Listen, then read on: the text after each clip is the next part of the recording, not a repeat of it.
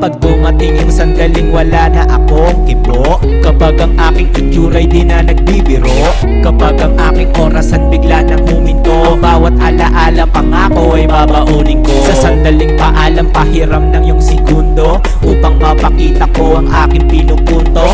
Bago ko bigkasin ang anim na letra, gusto kong pakinggan ako ng inyong mga tenga. Pasensya kung minsan napakatahimik, sapagkat sobrang lalim na ng naiisip.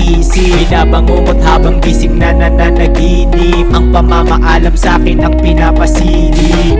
Pero di ko alam kung kailan ko pa ba ang mundo ay mahahagan. Maraming mga benda na rin ang napagtakpan mula sa karanasan na aking nakalakhan. Nakakatakot isipin kung hanggang kailan na lang tayo dito. Baka mamaya, bukas, o pagdating ng iba pang mga araw.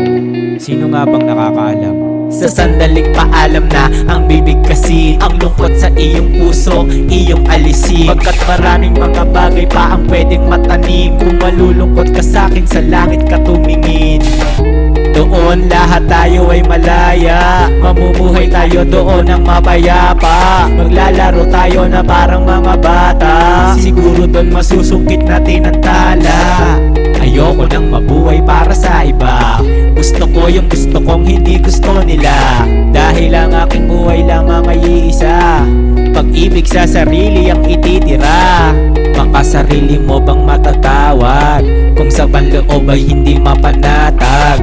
Kung pangamba laging bumabagabag, para bang tinapay na di alam kung may amag. May mga pagkakataon na parang pakiramdam ko hanggang dito na lang talaga ako.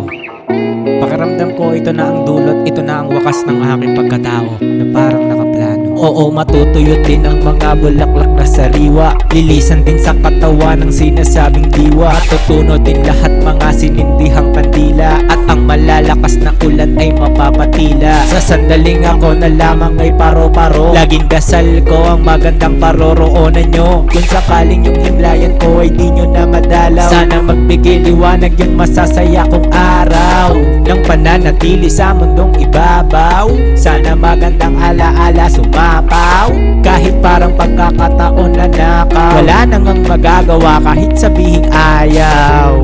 Bakit nga ba tayo natatakot sa kung ano man ang ating magiging katapusan? Bandang huli, ang maiiwan lang natin sa mundo kung paano nga ba naging makatutura ng ating buhay. Lahat tayo ay bisita lamang sa planetang ito.